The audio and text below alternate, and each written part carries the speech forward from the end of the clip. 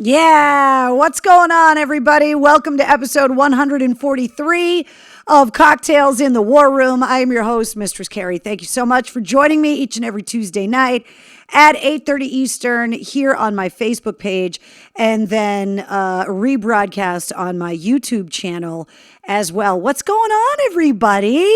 We have people joining us that are at Guns N' Roses at Fenway Park in Boston right now.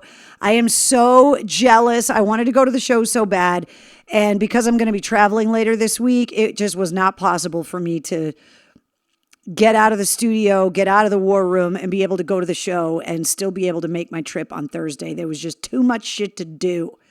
How are you guys? What's going on? So if you're at Guns N' Roses, I want a full report. I want to know how Wolfgang Van Halen's band Mammoth WVH was. Otherwise, cheers, everybody. Welcome. It's Tuesday. Episode 143 is here. Hair is on point today. Oh, thank you, Donna. I just finished recording a little while ago. I've been locked in my studio all day. I was getting a little swampy in there. And then I started running around trying to get the show ready. So the cocktail is needed today. Carrie has the guns out. I know. Look out. Look out. I told you it was hot. I've been locked in the studio all day. So, yeah, I know. I got the guns out today. How was your day? I asked my 6-year-old nephew what he learned in school today. And he said, never trust a fart. That's fantastic, Eric. I know. Kids are going back to school, which is crazy to even think about. My stepdaughter is starting school back this week and went and got her class schedule today and toured her new school and was very excited. And it's just crazy that kids are already going back to school. Wednesday's around here somewhere. I just don't know exactly where, but I will find her for you. So I'm getting this weird shadow thing. And I don't know where it's coming from, and I'm going to try and figure it out. It's very strange. Why is it weird? I need a lighting tech in here. How are you guys doing? What's going on? Ian Barrett's probably furious at me right now because I can't figure out these stupid lights. How's that? Is that better? A little bit better. Kind of. Not really. The big giant microphone's in the way. There we go. All right. Let's see. Okay. So, holy Lord, you're a stepmommy? Yeah, Eric. Bonus. When I got married. Yeah, it's a little bit crazy. So, but awesome and amazing and love every second of it. So, not much staying busy, says Jeff.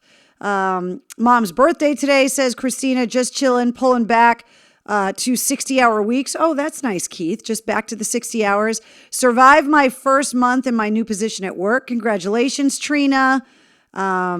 Sold my Guns N' Roses ticket, says Mark. Yeah, you know what? I've been talking to a lot of people, and some people are a little bit nervous about going back to shows right now, and some people are all about it. I got vaccinated, so I'm feeling really good about being able to go to shows, but there are some people, especially people that are immunocompromised in any way, that even though they've been vaccinated, they still are a little bit nervous about going out into big crowds, which after everything we've been through in the last year and a half, people are going to make these decisions based on what's best for them. And that's what they need to do. And it's going to be very interesting what happens. I'm very curious how the ticket sales were for Guns N' Roses tonight, and how the ticket sales are going to be for a lot of the other shows that are coming through this fall. I think there's a ton of people that cannot wait to go to shows, but I also think there's a lot of people that want to go to shows that are still a little bit afraid to do it. Or have not financially recovered yet from everything that's happened, or a little bit worried that maybe there could be another financial downturn and they don't want to spend the money. There are a lot of variables here, and I'm not really sure how it's all going to shake out. Do I have any parenting advice, Heinz? Are you kidding me? No, I'm taking everybody else's parenting advice. Who are you kidding? No. It's the first Guns N' Roses concert I missed, said Kathy. New Jungle Cruise movie has hints of Metallica in its score. I saw that, which, we're going to talk about Metallica a little bit tonight, but it's unbelievable all of the things that are coming through with Metallica leading up to the 30th anniversary of the Black Album. Hello. What are you doing? Hi. Would you like a cookie? How about you get down? Down. Good girl. Good girl. I brought in some cookies for you. I was hoping you were going to come visit. Do you want to say hi to everybody? Say hi, everybody.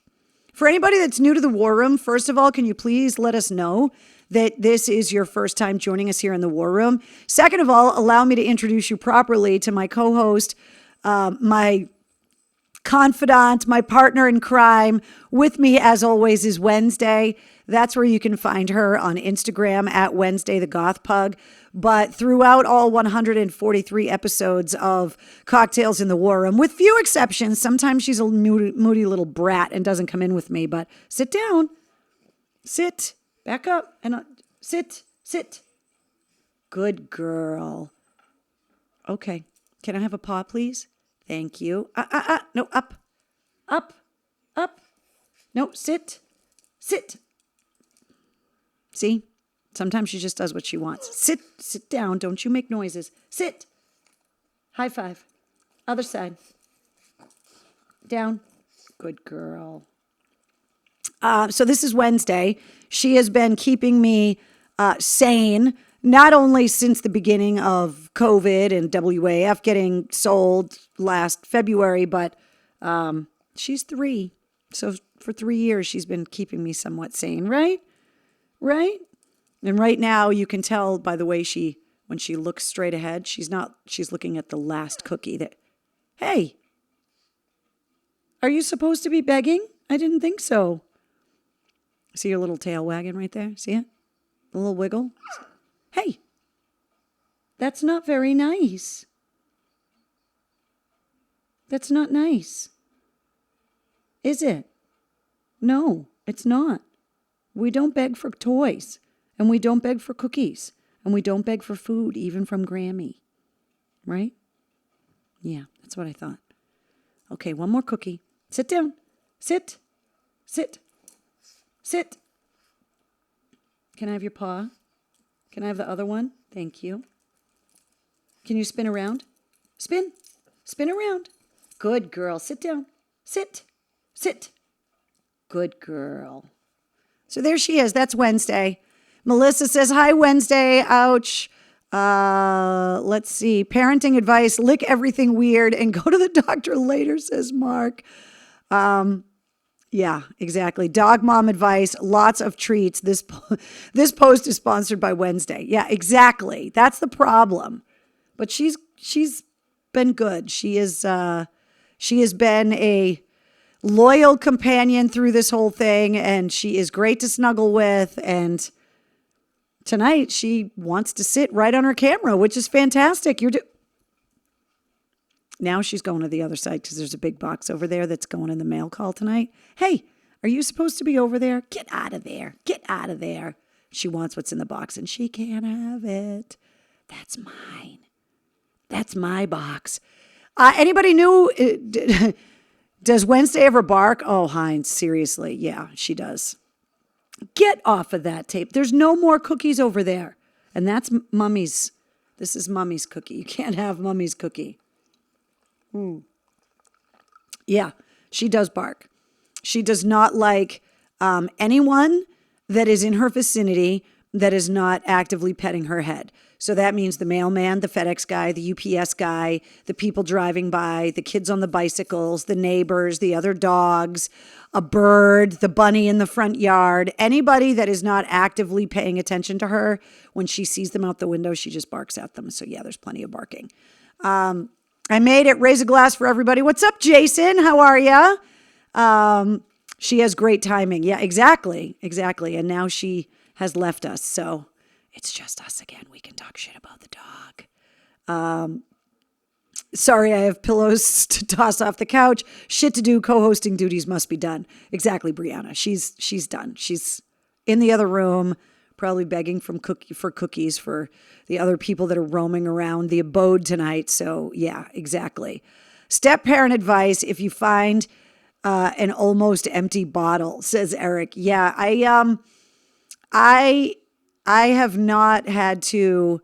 I mean, step parents in the beginning, you can either have it one of two ways, right? Like if you walk into a hornet's nest and the kids hate you, or the mom and dad don't get along, or whatever, it can be a disaster. I have to say, I have been very fortunate that I have a fantastic relationship with my stepkids, and I have an amazing relationship with their mom, and I don't have any problems. And it's not for lack of trying.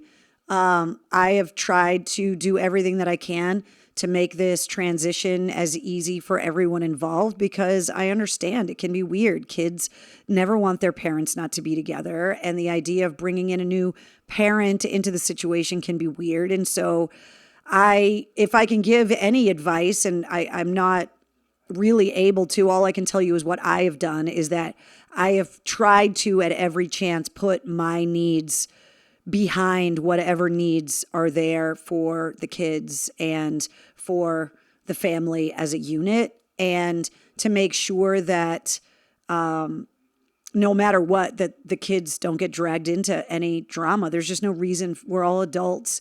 There's no reason for the kids to kind of have any kind of uncomfortable, I feel guilty about liking this person, or I feel guilty about this or that. Like, I don't do any of that stuff.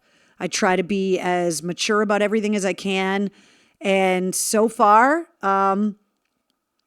it's been wonderful. And I am more than happy to have expanded my family by 3, not 1, when I got married. So, yeah. Call me when you open the box, Mom. Bye. Yeah, exactly. That's what Wednesday was saying. So I mean, is it different? Is it, does it complicate things sometimes? But yeah, but complicates them in a really cool way. So I don't have any complaints about anything. I know that that other people do. And, I feel for you. I just try to put whatever the kids need first and deal with everything else later. So, the kids are 12 and 14. So yeah, it's definitely like I missed diapers and I missed, that kind of stuff, but, kind of coming in at kind of a strange age too. And, it's just really exciting. And you know what? I'm very lucky that, I'm in the situation that I am, and I am honored that the kids have accepted me into their lives the way that they have, because this can be really difficult.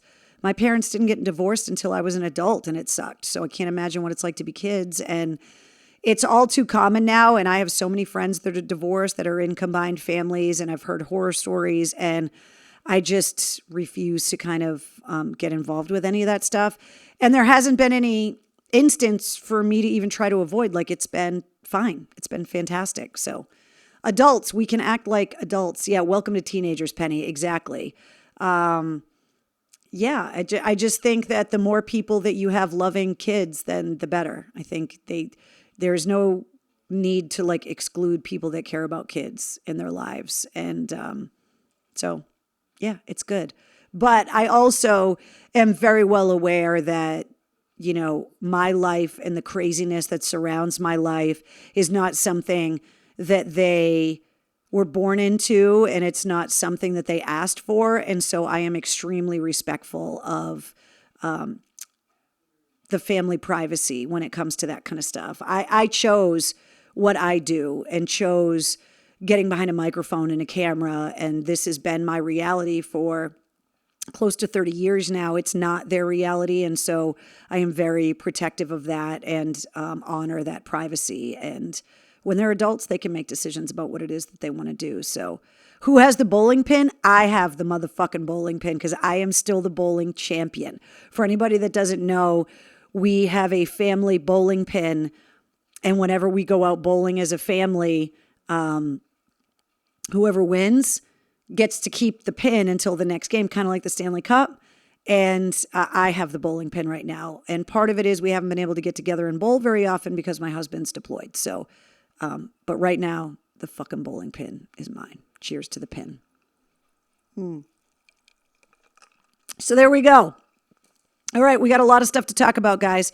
The first thing I want to talk to you guys about is the book signing that happened at the American Heritage Museum over the weekend for Andy Biggio's book, The Rifle. If you don't know what I'm talking about, go back through the podcast episodes, find the interview with Andy Biggio. He is a Marine veteran, he is a police officer, and he wrote this book called The Rifle, Combat Stories from America's Last World War II Veterans, told through an M1 Garand. Here's my book. The first official book signing was over the weekend. He had over 50 World War II veterans at the American Heritage Museum, and it may be the final large gathering of World War II veterans of that size in the United States ever again, because we're losing. One of the veterans that was there at the book signing was 105 years old. There was a guy that was 97 that was a Marine on Iwo Jima that was knocking back beers like a champion. But they did a book signing. I didn't get a chance to get all of my books signed by all of the veterans, but, Ray Wallace, the 507th, Bastogne, 1944. I mean, these guys are just unbelievable. First of all, if you haven't read the book yet, it is a fantastic read. If you are not a reader, each chapter of the book is a different veteran story. And so it's not like you put the book down and you forget the characters, because every chapter is a different story. So reading it, it's incredibly easy to read a little bit, put it down, pick it up a week later, continue on. It's like a book of short stories, and it's fantastic. So I wanted to give you a little bit of a tour of the pictures here. So bottom center is Brianna and I with the author, Andy Biggio, at the book signing.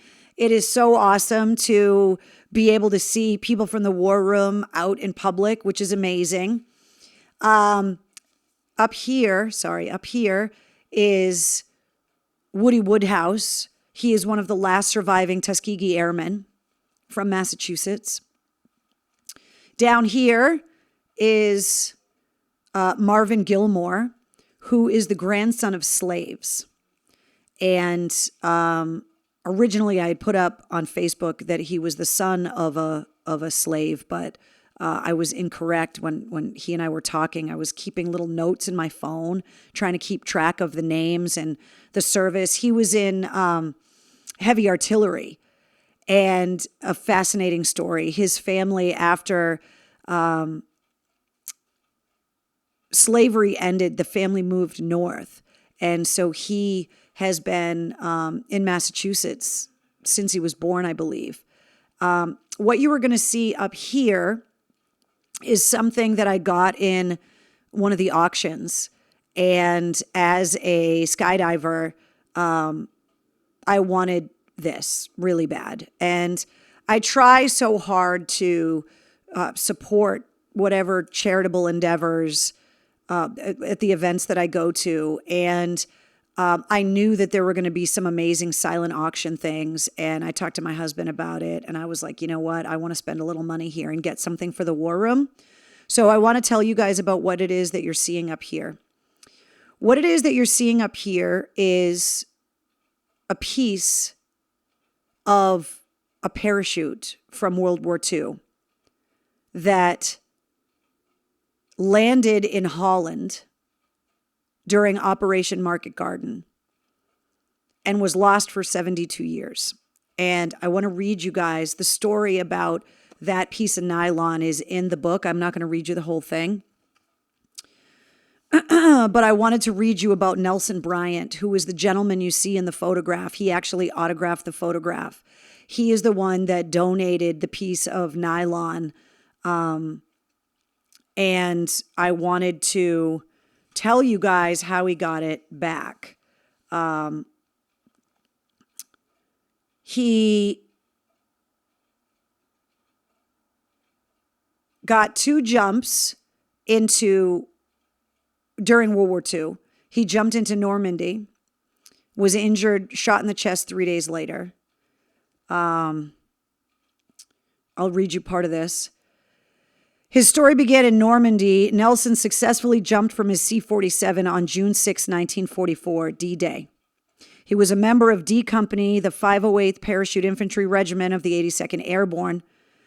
And although most of the division was scattered, he landed and regrouped with hundreds of other paratroopers. We were able to occupy a hill known as Hill 30 3 days after the jump, he said. From there, we dispatched squads to patrol local villages for German activity. During one of the patrols, Nelson approached a farmhouse and a German machine gun fire tore through him and the point man at the head of the patrol. The point man was screaming out for help, but I had a bullet through my chest that it knocked me on my back. He died quick, Nelson said. He lay there in disbelief, not far from his dead paratrooper, and the bullet had entered the right side of his chest, gone through, and hit his lung, and it exited below the shoulder blade. A medic ran up to me and hit me with morphine. The squad had to continue the attack, leaving me behind. Nelson, whose photograph you see in the book, strapping young man, was sent to England for medical care. And he was in Wales for 3 months. He learned that the 82nd would soon be gearing up for another combat jump, and by that point, Normandy was well secured. This time, they'd be going into Holland. It was September 1944, and Nelson didn't want to miss out. Quote, I asked the doctor for permission to return to my unit, Nelson said. He said no and asked if I was nuts. Determined to rejoin the 82nd Airborne, Nelson left the hospital without permission and hitchhiked to the airfield. I got there a few days before the jump. I was weak, but my superiors pretended not to notice. Later, the men were filling up in the planes, and Nelson scrambled to get gear. He obtained a light M1 carbine because he was not strong enough to hold up an M1 Garand yet. So after finding a parachute and a rig that actually fit him, he had to swap with another paratrooper. In the early morning of September 17th, after a successful jump, Nelson and thousands of other paratroopers found themselves floating into the Dutch countryside. Once Nelson landed, he couldn't unbuckle his chute on his own. It was too tight and I was too weak. So in a hurry, I pulled out my bayonet and cut off my harness. I took off running because we came under fire, and I guess I didn't realize I left my bayonet behind. The bayonet is how we got the parachute. That was the last time he held his bayonet before accidentally leaving it in the field in the village of Grosbeek until, of course, in his home in Martha's Vineyard when a European stranger found him. So what had happened, as in many cases, people that were living in these villages were going around collecting whatever they could find. His bayonet was wrapped up in the nylon of his parachute. His bayonet had his full name etched in the blade. 72 years later, someone found the nylon and the bayonet in the attic of a house in Holland and found Nelson Bryant and flew to the United States to return it to him on Martha's Vineyard. That is where that piece of nylon came from. I had to have it. It's an amazing story. The stories that are in this book are unbelievable. And as a skydiver, I really wanted to have something like that. I wanted to support Andy Biggio's fundraising efforts. He's raising money right now to try and send more of these World War II veterans back overseas to visit the battlegrounds and the memorials that they were there for originally. Some of them have not made it back ever since. This chapter of the book is called Two Paratroopers, One Island. And it's named that because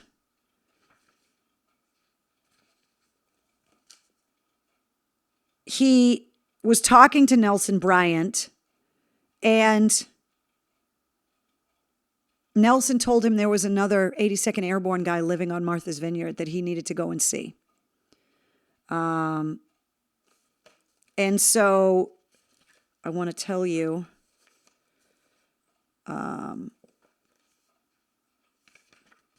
what he said. This is Nelson signing the rifle. He picked up with a white marker and proceeded to sign the rifle, making him the first 82nd Airborne member to do so. I thought he would be the only one until Nelson insisted that I go visit his buddy. Before you leave, you should have a visit with the only other paratrooper on the island, Nelson said. On the island, Andy said, how about probably the only one in Massachusetts? I couldn't believe that I had worked so hard to track down Nelson only to find another member of the storied division, even without looking. We played high school football together, Nelson said. In England, he visited me before our Normandy jump and told me what to expect. After all, he had already jumped into Sicily and Salerno. Call him from my phone so he'll answer. He's my ex-brother-in-law. Ruth, Nelson's caretaker, gave me the number for Mr. Ted Morgan, who also lived on the vineyard. I called from Nelson's home phone and was excited to hear him answer, and I informed Ted about what I was doing at Nelson's house. He said, come on by. This guy jumped all 4 jumps with the 82nd Airborne. All 4. Survived all 4. I got off my motorcycle and shook Ted's hand. Looking the way that he did, I thought Ted had to be in his early 90s. I was wrong. He was 97. 97 meant only one thing to me. Ted must have been in the war early and at a young age. My hunch was right. Ted was one of only 7 dozen living men in the country who had made all 4 combat jumps into World War II. Sicily, Italy, Normandy, and Holland. I had hit the jackpot of epic proportions for my rifle. Ted was a retired town selectman. In the Army, he had been a combat medic. This distinction also made him the only medic on the rifle. That's just a little piece of one of the chapters that are in the book. It's available at Barnes & Noble. It's available on Amazon. You can check out there. You know what? I met a lot of people that were at the book signing that found out about the book because of its Instagram, because the Instagram for the rifle is fantastic. There's so much great video, photographs, stories from Andy Biggio. It really is an unbelievable book. And Sunday was amazing. I mean, they say that they think 2,000 people showed up. First of all, the National Heritage Museum in Hudson is unbelievable. If you have not been, you got to go. Second of all, they were surprised by how many people showed up, whereas anybody that knows Andy Biggio was not surprised that many people showed up to support it. So I wanted to show you guys the newest addition to the War Room, and I'm honored to have it. And yeah, I'm really excited that it is hanging on my wall now. So it's right over there. I'm looking at it right now. So super psyched. Although it may be back ordered, Melissa said. It's been back ordered a couple times on Amazon. More people seem to be buying it on Amazon. So if you can't find it on Amazon, try Barnes & Noble. You can also go and look for it in Barnes & Noble stores. I got a hardcover copy at the book signing. They had softcover copies, but I really wanted a hardcover. And I love that when you take the actual cover off, that it's just black and it says the rifle. Sorry. Pretty excited about it. So I had a wonderful day on Sunday. It was amazing. The book signing was unbelievable. Meeting the veterans was awesome. I took a bunch of other pictures, but these are the pictures that I wanted to make sure that I showed you guys. And Brianna's got pictures with the rifle too. He had the rifle there. It was up on the stage. And Wendy says it's fantastic. Such an easy read. Yeah, I have a really hard time focusing my attention after a while, and I have a problem with retention. So if I put the book down for too long, I forget where I was and have to double back. This book did not cause any of those issues at all. So no, I am not at Fenway, Kenny. I talked about it earlier in the show that because I'm going to be traveling later this week, I could not get away out of the studio long enough to be able to postpone the War Room and do all that. So I just said, Brianna says she listens to it on Audible in the car as well. So there you go. You can check it out on Audible. So super excited. Wanted to show you guys that. All right. We got to get into it because we got a lot of stuff to talk about. Let's recap the podcast. Episode 60 of the Mistress Carrie podcast, sponsored by Digital Federal Credit Union at dcu.org and also Jumptown Skydiving at jumptown.com. Featured Andy Bierzak from the Black Veil Brides, who are going on tour within this moment. They are going to be at the Palladium. Details on that are on the events page at mistresscarrie.com. I had heard about Andy. I met him briefly in passing, but I had never had a chance to interview him. And he is such an easy interview. You can tell that he's done 10,000 of them. You can tell that he has his own podcast. You can tell that he does radio stuff. I was shocked to hear that he hosts a Bengals pregame radio show because I did not take him for the passionate football fan that he is. But I found him to be incredibly charming and just a great guy to talk to, that I thought he was incredibly candid and open about the difficulties with the band over the years and thinking that maybe the band was going to be done. And he has just been, he's just been awesome. He has a massive online following and was really gracious about sharing the podcast episode and raved about how much he enjoyed being on the show, which means a lot. It's really nice that the artists have been so eager to be so supportive of me.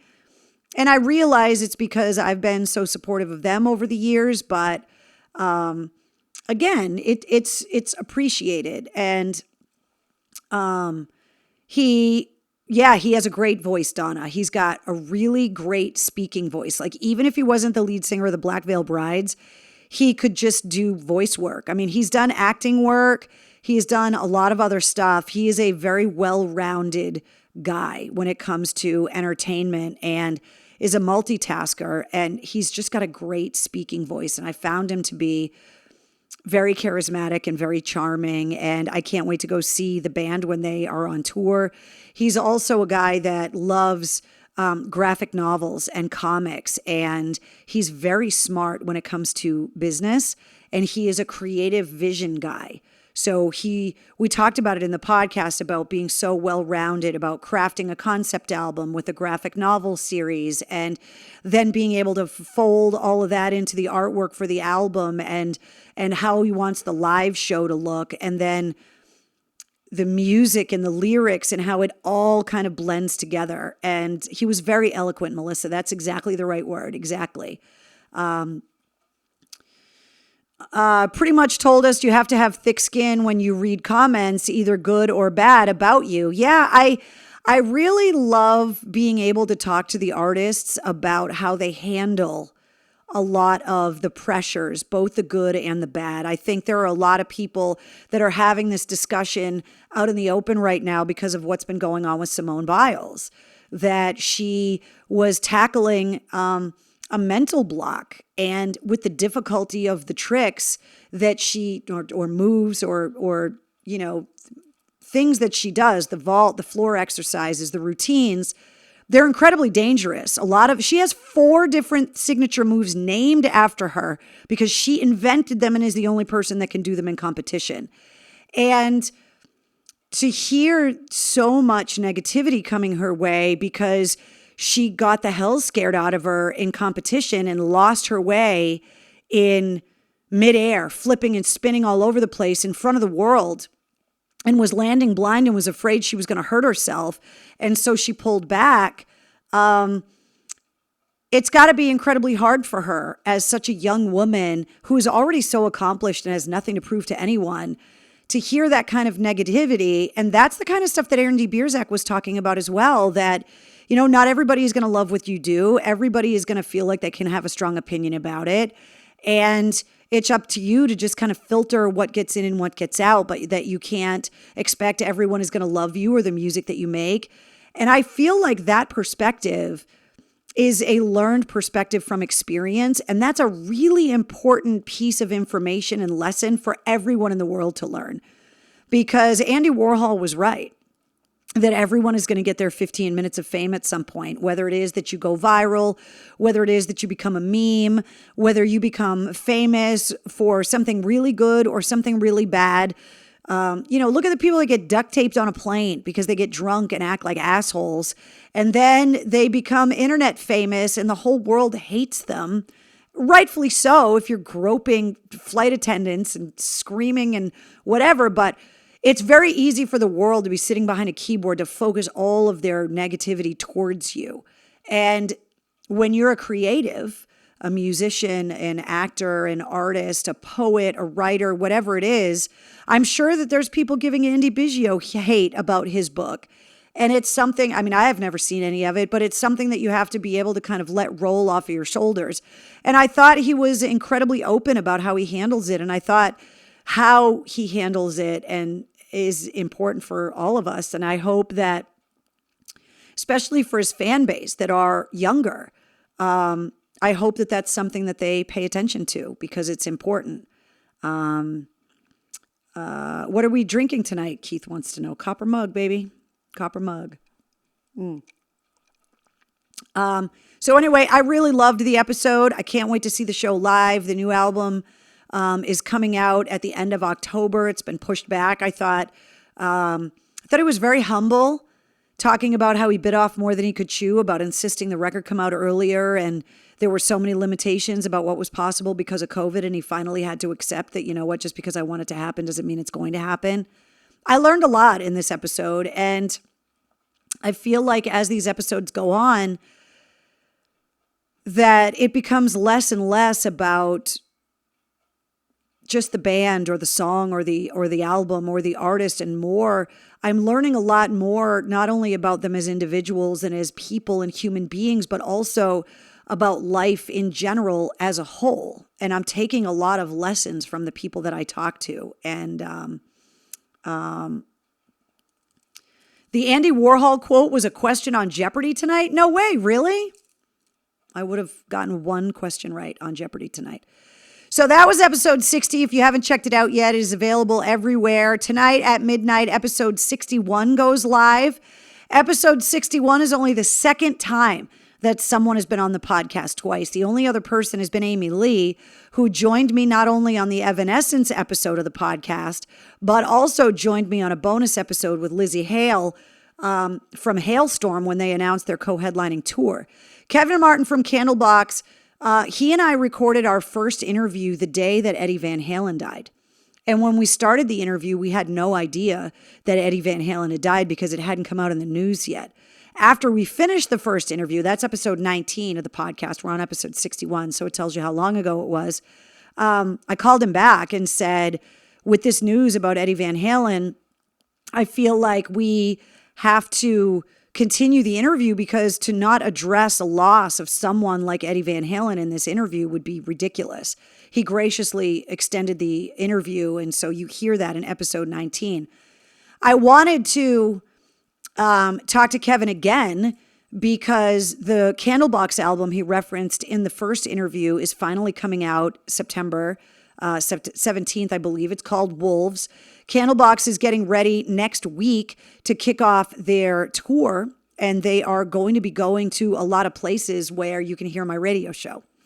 And I wanted to catch up with Kevin because Kevin is the business brains, much like Josh Todd from Buckcherry, the business brains behind the band.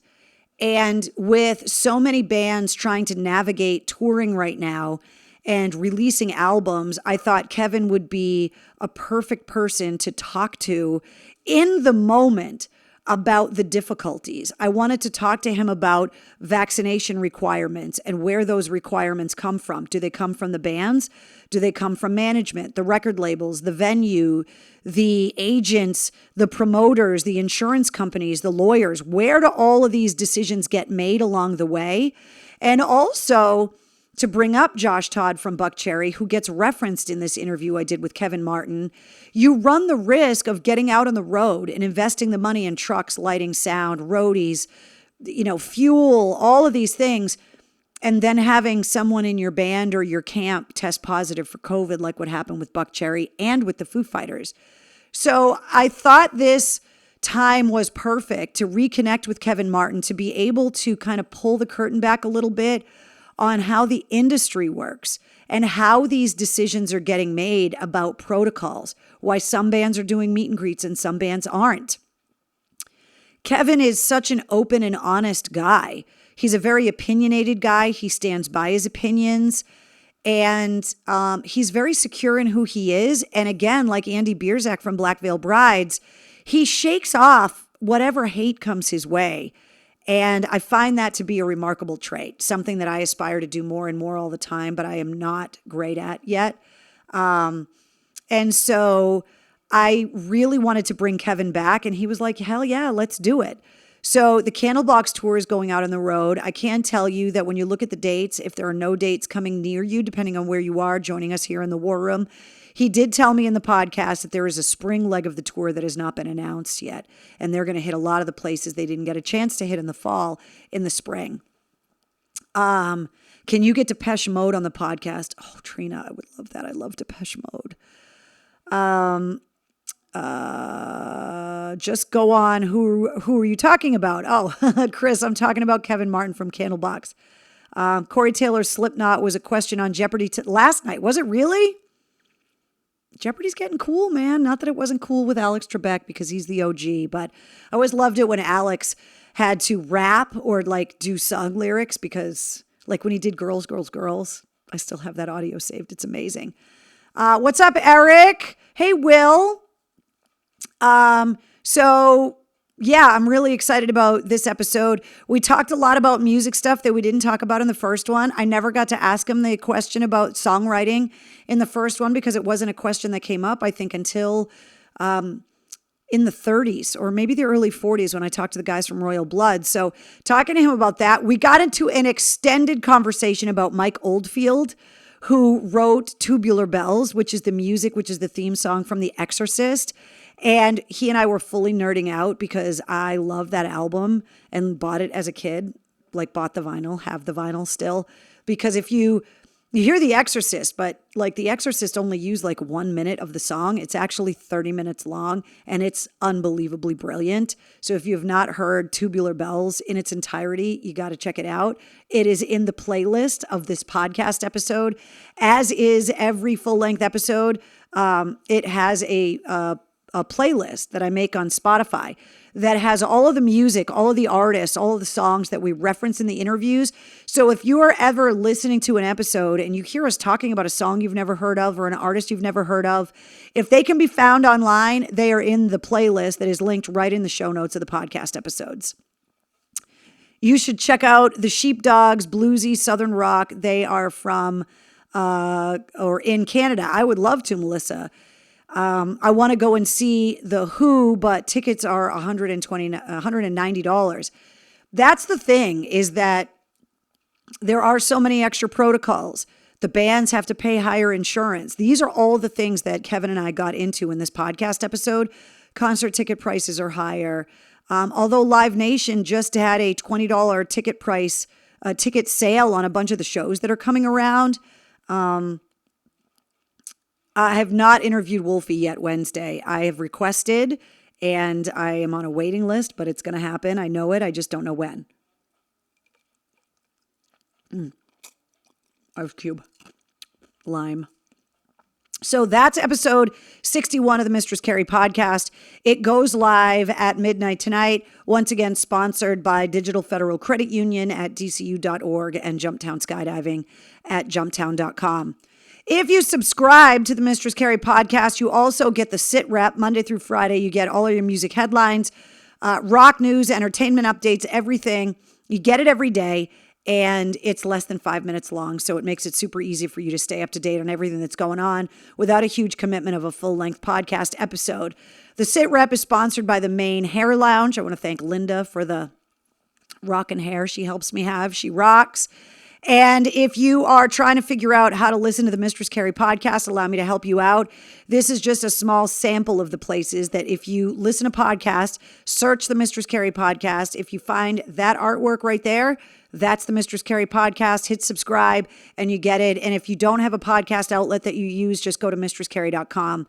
Every episode is up on the website and you can just hit play on a player and listen to it right on your computer at your desk. or you can listen to it on your mobile phone, wherever you want to listen to it. But there's tons of places to be able to check out the Mistress Carrie podcast. Super excited that a bunch of people from the Pantheon Podcast Network are going to be at Rockin' Pod, which is the podcast convention I'm going to in Nashville later this week. So I'm excited to meet a lot of people in the network that I've met online, but have not gotten to meet in person yet. Podcast locations holding steady at 114 countries, although this week the United Kingdom becomes number 2 on the countries list listening to the podcast the most. But overall, the Mistress Carrie podcast being listened to in 114 countries, which is amazing. So thank you guys so much for helping to spread the word. All right, lots of headlines to get to. Obviously, the announcement since our last episode here in the War Room that Dusty Hill, the longtime bass player in ZZ Top, passed away at his home in Houston, Texas at the age of 72. His wife released a statement just today saying that this was not the plan, that he had been battling bursitis and they were hoping he was going to get into physical therapy and be able to rejoin ZZ Top's tour in September. Obviously, that did not happen. Mr. Elwood Francis, who was a guitar player for ZZ Top for almost 30 years, has taken over bass playing responsibilities in ZZ Top on a permanent basis as per request from Dusty Hill. He actually picked his own replacement and told Billy Gibbons that he wanted Elwood Francis to take over playing bass in ZZ Top. And I thought that was amazing. They announced today that a Motorhead graphic novel is coming out. It is going to take you from Lemmy's childhood all the way up to the recording and the release of Ace of Spades. The graphic novel is going to come out on September 7th. There is a Led Zeppelin authorized documentary coming out this fall. No release date has been announced yet. It is the first authorized documentary. It's not like The Song Remains the Same, which was mostly live concert footage. This goes into archives, photographs, video that has never been seen, new interviews with the remaining members of Led Zeppelin. It is called Becoming Led Zeppelin, and it comes out this fall. I cannot wait to watch it. Just a reminder, Nikki Sixx's book, The First 21, comes out on October 19th. There is also new 6 a.m. music coming. Iron Maiden's new album, Senjutsu, comes out in less than a month. The first single, The Writing on the Wall, they got over 7 million views on their YouTube video in 1 week, showing exactly why they should be getting inducted into the goddamn Rock and Roll Hall of Fame at the end of October with the Foo Fighters. And they're not. It is a travesty, and Iron Maiden needs to be in there. Congratulations to Metallica. Nothing Else Matters. The video is now part of the Billionaires Club on YouTube. It just hit 1 billion views on YouTube, which is amazing. Of course, all of this Metallica talk leading up to the reissue of the Black Album and also the Blacklist, which is paying tribute to all 12 songs on the Black Album. Weezer just today released their version of Enter Sandman that they submitted for the Blacklist as well. It's 53 artists performing the 12 songs off of the Black Album. And it's not just rock artists that are covering it. It's hip hop artists. It's Latina and or Latinx artists. It's classical artists. It's country artists. Every genre of music is paying tribute to Metallica in the Black Album, which is really cool. Daughtry's album, Dearly Beloved, is coming out on September 17th, so I want to remind you about that. And the Shinedown film, Attention, Attention, is coming out on September 3rd. So what I'm loving is so many of the artists that we're talking about here in the War Room have already been on the podcast, like Daughtry, like the guys from Shinedown. So, you know, if you haven't heard some of the older episodes, go back and listen to them. There's a lot of great stuff. Tesla announced today they have a new song coming out on August 27th called Cold Blue Steel. Limp Bizkit over the weekend, following Lollapalooza in Chicago at an after party, debuted a new song called Dad Vibes, which really explains Fred Durst's strange, crazy, flowing, gray-haired, handlebar mustache look that he was sporting on stage at Lollapalooza. So I don't know if that's going to be the first single off of the upcoming album. I don't know where it came from, but it's called Dad Vibes, and I think it's hilarious. And Papa Roach came out with a new song, a collaboration with Fever 333 and Swaco.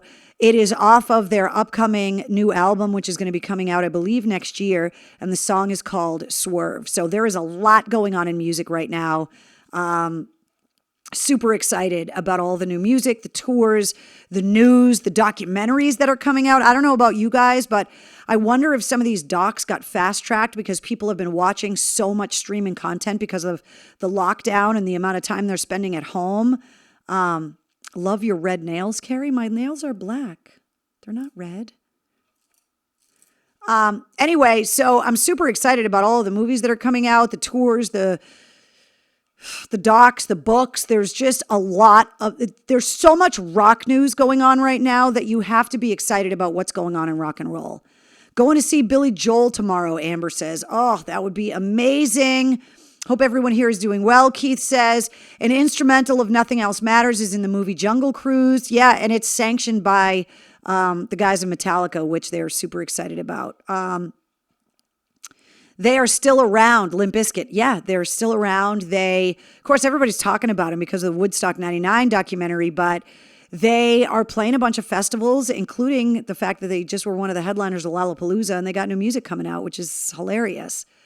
All right, some events I want to remind you guys about. I'll be at Rockin' Pod later this week in Nashville. If you guys have suggestions of some places I should see, eat, drink at, go to, look at, drive by, do me a favor, go to mistresscarrie.com, click contact, and send me a message because I am going to have some time to run around town a little bit while I'm there. I'm going to try and sit down. Todd Whitener from Blisskrieg from Tantric and Days of the New is in Nashville. Had him on the podcast. He and I have been emailing back and forth. We're going to try and hook up while I'm down there. And I also have some interviews lined up as well, and I'm pretty excited about that. So I'll be putting a lot of pictures up on social media. I'll be recording a lot of audio. I'm going to be monitoring a panel on women in rock and roll, which I'm really excited about. And I'm really excited to just be around a lot of other podcast hosts and be able to promote my podcast and talk to people.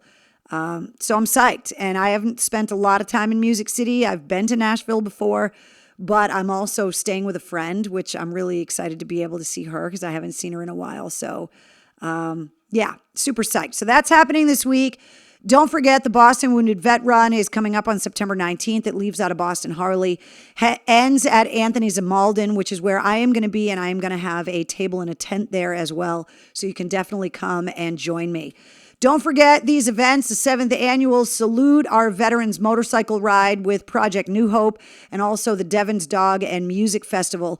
They are the same weekend coming up August 22nd and 21st, I believe. Are those dates right? Both of these events are listed on the events calendar at mistresscarrie.com, so I wanted to call your attention to those as well. All right, we got to get to the mail call, guys, because there's some really cool stuff. First of all, you guys are insane when it comes to the stuff that you send me. I went last night and had to get a new shelving unit for MCHQ because I have now gotten so many Funko Pop rock stars that they needed their own shelf. So I got a shelf for them. And this is the newest edition. Kurt Cobain, his Funko Pop with his famous Stratocaster is going to be added, which I can't believe. So you guys are unbelievable. And this box is massive. Let me read the letter here. Hey, Carrie, care package for you. Sorry, Wednesday, because there's nothing in here for her, spoiled little brat. It comes from Tim and Melissa McMahon. You guys are insane. The box is hilarious. Number one, I cannot take credit for finding the cereal. Mark Bishop, hey Mark, found it and posted to the group page, and I sent it. Dunkin' Donuts has breakfast cereal. Do I need to say anything else? Not only do they have caramel macchiato, but they have mocha latte as well. I have not opened them. I got them at the post office. I wanted to eat them, but I opted to do it here in the War Room with you guys. They look like Cocoa Puffs. If they're half as delicious as Cocoa Puffs. Oh my God, it tastes like coffee. Seriously, guys, I can't handle you. This is so good. Naturally and artificially flavored. I don't care what you put in it. It's delicious. It's got the whole timeline of Dunkin' Donuts. Dunkin' Donuts needs to sponsor the show. They got to sponsor the podcast. They got to sponsor the War Room. They're too delicious not to. Oh my God.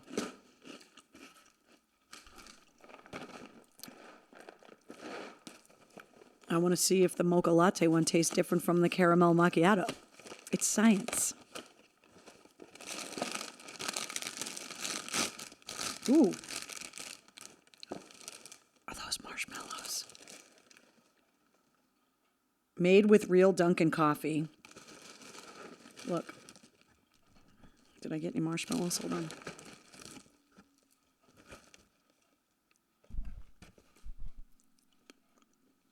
They're marshmallows. Chocolatier. That one's more caramellier. Oh my God. So good. These marshmallows take s'mores to a whole new level. I like to use one of the mini candy bars instead of just a Hershey bar to make mine. Hope you enjoy them with your mom, family, and friends. They're chocolate-filled marshmallows. These are chocolate marshmallows with chocolate inside. Seriously. This is why Wednesday wanted to get on the table. Oh my God, the cereal is so good. Back to the letter. Oh. That's what the mini candy bars are for. That's what the Hershey bars are for. That's what the graham crackers are for. They're for the s'mores, which I am going to make.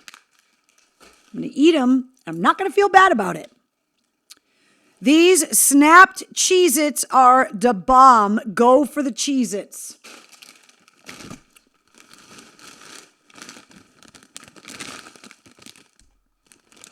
Haven't tried these yet either.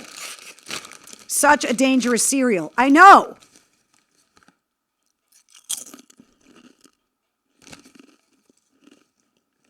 Oh my God.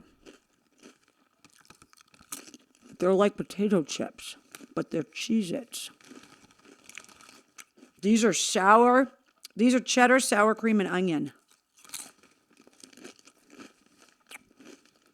I haven't eaten dinner yet.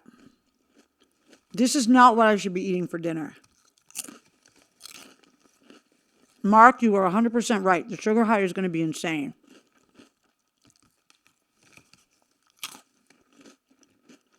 I gotta put these down. I can't eat them all.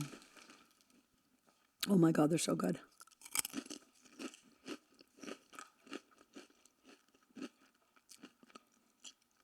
This last thing on here, I wish I had thought to put them on ice before the show so I could have tried them. We're drinking them in the War Room next week. Pabst Blue Ribbon hard iced coffee. What? I'm sorry, I can't hear you. PBR alcoholic hard coffee. Excuse me? How did I not know this existed? Ever. ASMR right now, I know, Christina. Snapped Cheez-Its are awesome. Don't go for the Cheez-Its. I'm sitting here eating Pringles because you've got me hungry. I'm sorry, Brianna. What?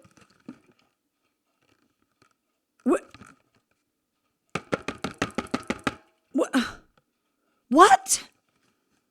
This is where we're at in our lives right now? That I can take a can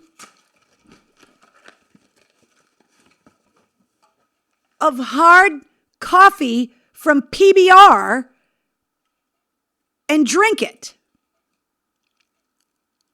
Why didn't I put this on ice? Why do I have to wait a week to drink this with you guys next week? That's bullshit. Pabst Blue Ribbon Hard Coffee.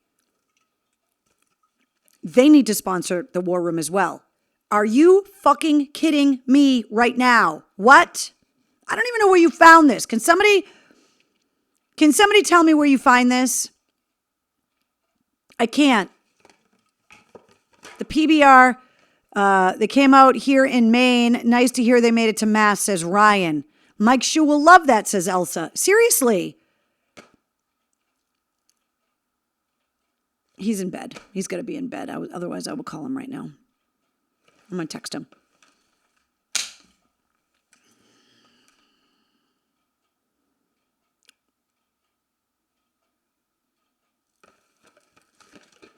I'm just going to text him. We'll see if he answers. See how much Mike Shue loves me. Let's see. Where is Mike Shue?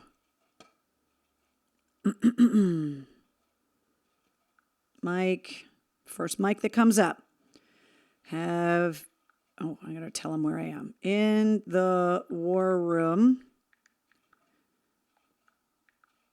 Do you know about these?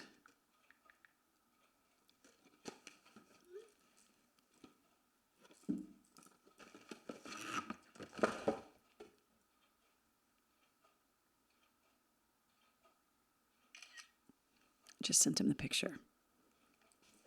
Is that the first time I ever texted somebody here in the War Room while we were hanging out? I think it is. Mike Shrewsworthy. I found it at a gas station in New Hampshire. What?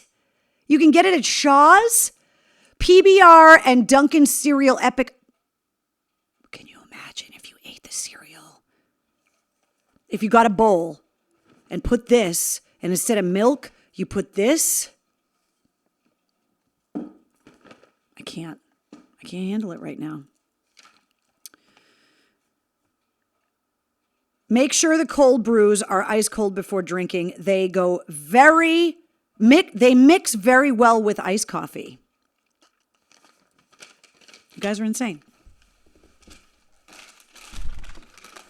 And then down at the bottom, there was some more miniatures and some more marshmallows for the s'mores. What are these? Cookies and cream marshmallows. Of course they are. Why wouldn't they be? Why didn't I eat dinner?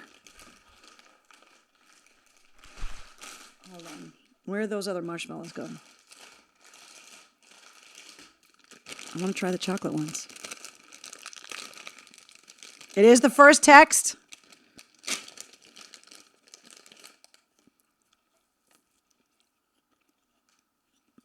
They're stuffed with chocolate.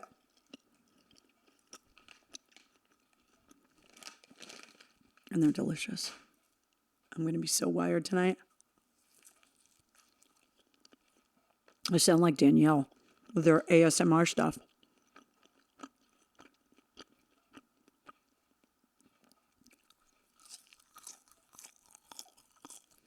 Way back when I started on the air, when I was doing nights, we used to do a contest called What's in Mistress Carrie's Mouth?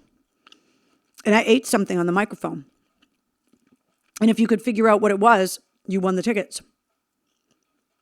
That had to have been 98, 99, because we did it in Westboro. So it was before 2000. Diabetic much, Michael says. Actually, I went and had a physical recently. Got all my blood work done. Even went and got the boob squished. Did the whole thing.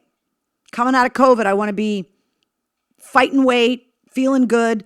Everything came out great. The doctor said, with all of the drinking in the War Room, all of the Cheez-Its, the Pringles, all the other crap, he was very happy with me.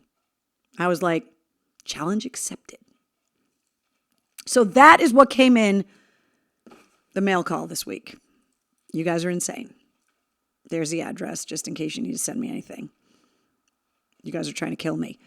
Just want to remind you, MistressCarrie.com, that the black mugs are in. The store is up, and I am, now that I've had a chance to kind of get some other things done I've been working on a couple big projects that I'm hoping to be able to tell you guys about in the next couple weeks. That we're going to start working on some new products for the fall. And I know that I need to get the tank tops done, but they're not done yet. So we're working on some stuff.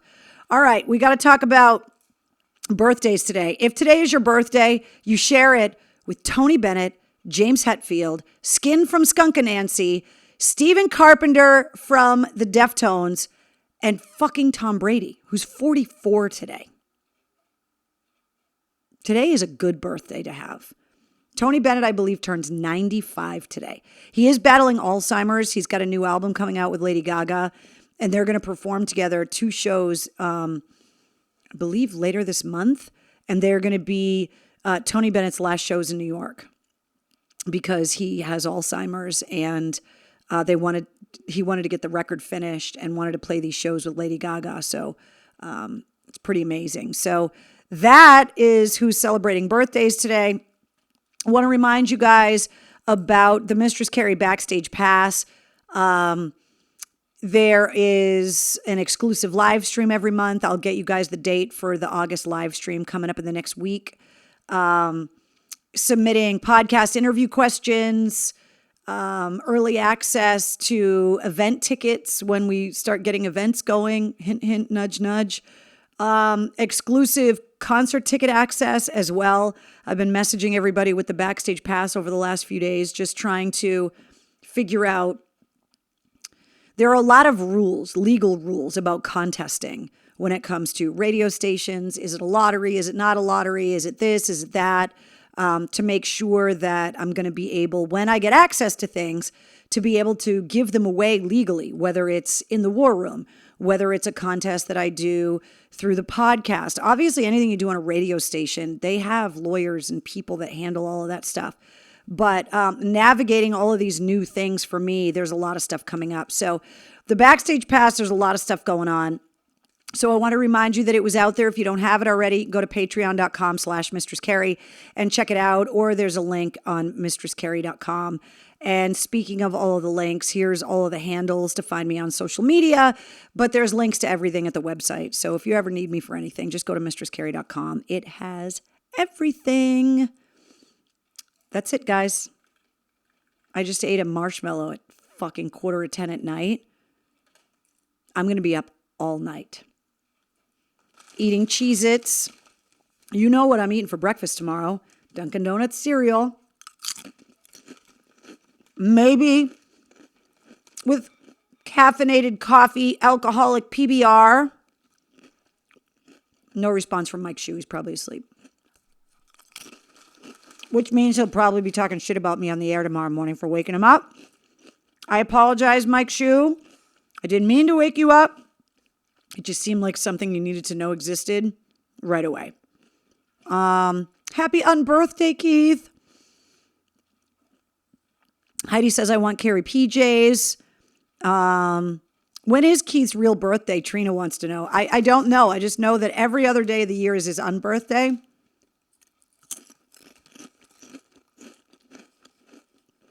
Wait, Josh Dolan's hanging out with us in the war room? Nice, Josh. He's a guy that needs the alcoholic coffee. He's at home with a newborn. Michael says, give Shue a call, wake him up. He's probably got his phone off if he's smart. I can't tell you the number of times. Mike Shue, it's one of my favorite Mike Shue stories.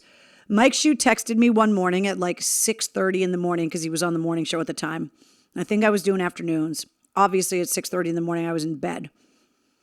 I get a text from Mike Shue. He woke me up and he said, this was the text. Do you have any flavored lube in your office? That was it. No context, no explanation. And because I know he's on the air as part of the morning show, I knew that there was something going on. And I was like, I don't think I have any flavored lube in my office, dude. I'm sorry to let you down.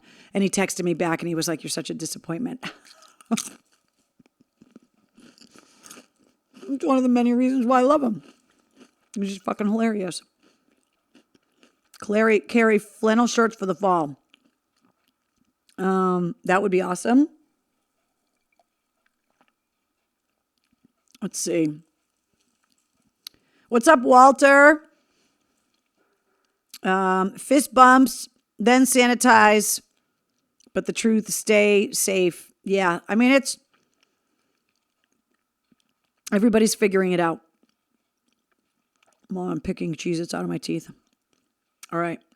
I think I got to go. The podcast episode's ready to go. I have not yet completed tomorrow's sit rep, which means if I keep drinking and eating all this stuff in here with you guys, the sit rep's never going to get done. That's not okay. I am headed to Nashville, which I'm really excited about. So I'm going to get a bunch of pictures and stuff for you guys. So be on the lookout for that later this week. I will be able to tell you all the stories coming up next Tuesday here in the War Room. And also in the next couple of weeks, I'm going to have a pretty exciting announcement for you guys as well. I'm just waiting for a couple final details to be able to announce everything. But I'm super excited about what we got going on. So safe travels, Will says. Pretty soon, we will all be wearing full body condoms. Good night, everybody, says Alexis. All right, guys. Sorry, I thought I just got an alert. I thought I heard from Shu, but I didn't. All right, I will see you guys next week. Check out episode 61 of the Mistress Carrie podcast coming up at midnight, featuring the one and only Kevin Martin from Candlebox. And, of course, you'll be able to hear me on the air tomorrow afternoon, wherever you are. You know how to listen. All right, good night, guys.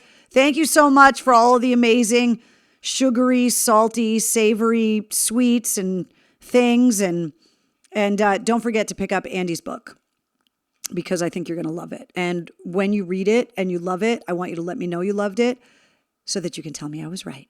All right. Good night, guys. I'll see you later.